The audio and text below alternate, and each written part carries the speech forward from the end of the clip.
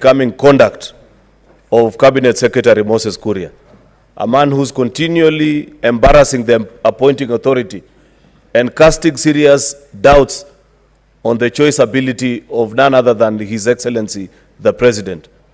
Mr. Speaker, sir, that tweet was in bad taste.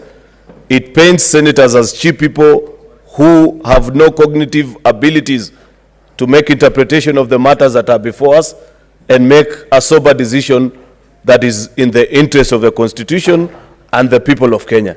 Mr. Speaker, this is the 14th impeachment hearing that the Senate is hearing, and I've had opportunity to vote in almost all of them.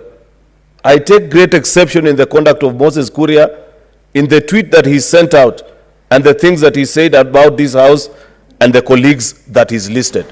In fact, Mr. Speaker, I now agree with members of this House who have brought censure motion before to discuss the conduct of this particular minister, because at every given opportunity, he has done nothing other than embarrass the appointing authority. In fact, it is my submission, Mr. Speaker, that the earlier CS Moses Kuria is let off his duty, the better for this administration, Mr. Speaker.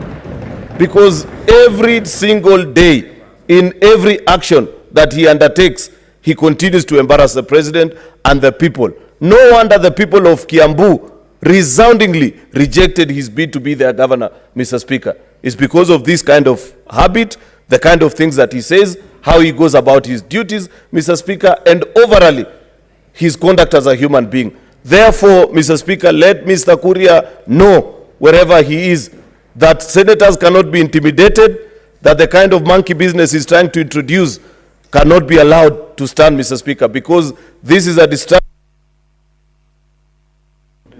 Senator Kojong. Mr. Speaker, first allow me to congratulate you for your resilience. The communication being referred to was made at exactly midnight, and that is a sign of the commitment of this House. Mr. Speaker, you are a bit lenient in your communication.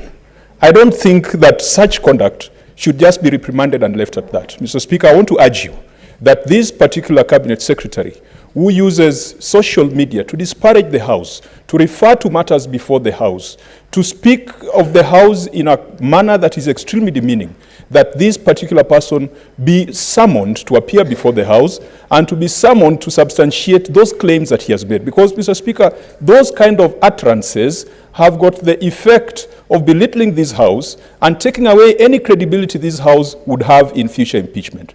Mr. Speaker, the many impeachments that we have processed in this House, if the conduct of CS Moses Kuria was to be considered, his conduct falls within the threshold of impeachment. If he was a governor and if he was brought to this House, he would definitely be impeached. And Mr. Speaker, I want to urge the members of the other House, because they're the ones who have the responsibility of censuring and sending home cabinet secretaries, to take serious judicial notice of the conduct of this particular cabinet secretary, and this House, through the relevant committee, can come up with resolutions that can then be used to move the other House to discuss his conduct and to have him censured. And I hope that Senator Cheriot, because you've got the ear of the president who's the appointing authority, let us not just complain in this House. Go and tell the boss that this guy is an embarrassment, not just to the government, but to the Republic of Kenya. He is an embarrassment to the entire East Africa. The deals he has done has made Kenya look like a pariah when it comes to issues of supply chain of oil and edible oil.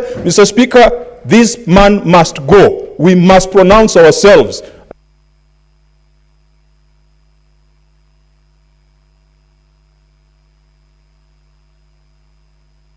Senator Kathuri.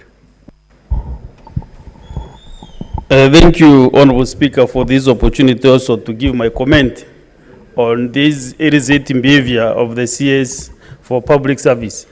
Honorable Speaker, the process going on in this House is very, very important for the people of Meru who are representing this House, Mr. Speaker.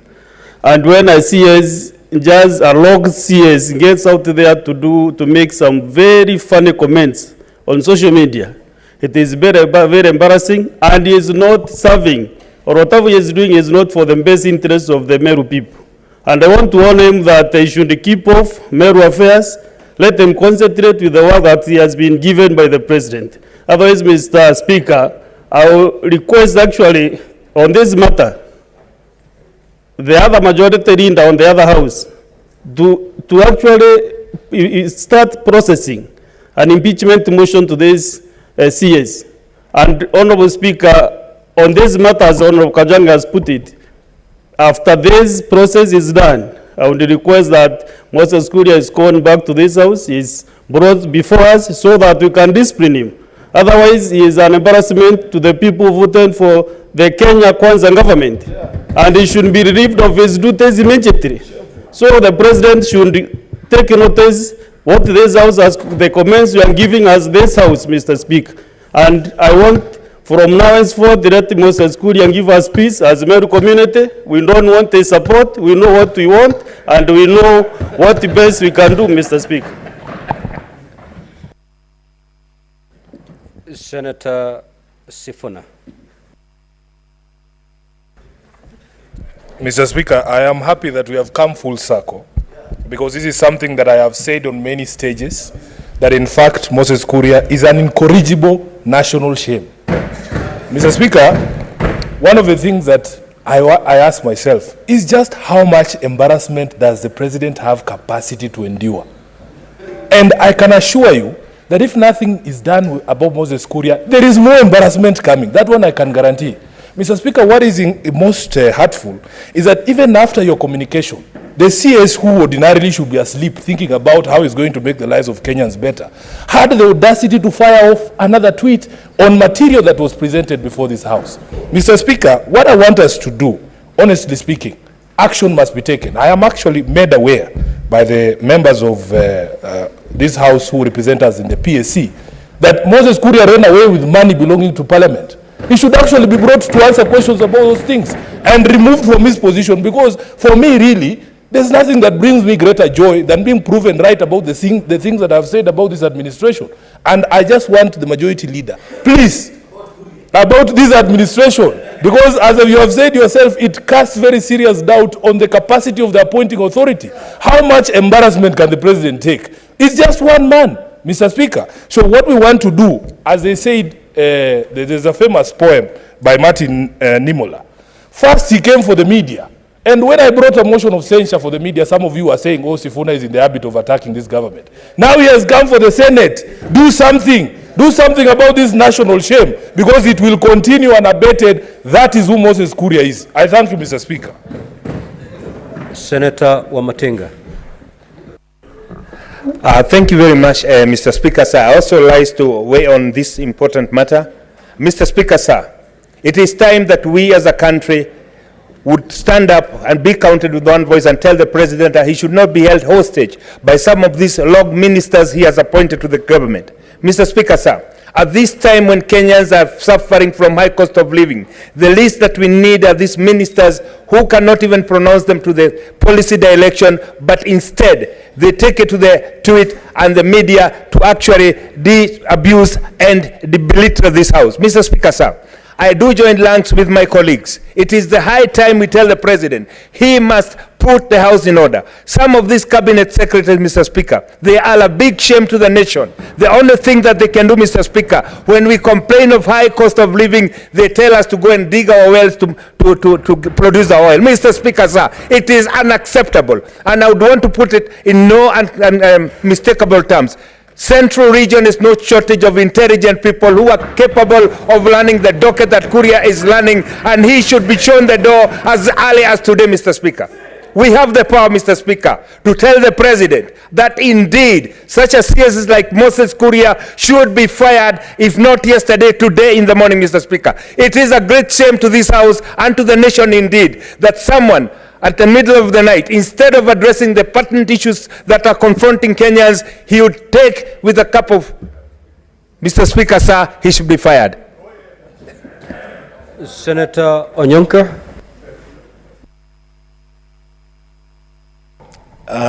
Thank you, Mr. Speaker, for giving me this opportunity to contribute on this important matter.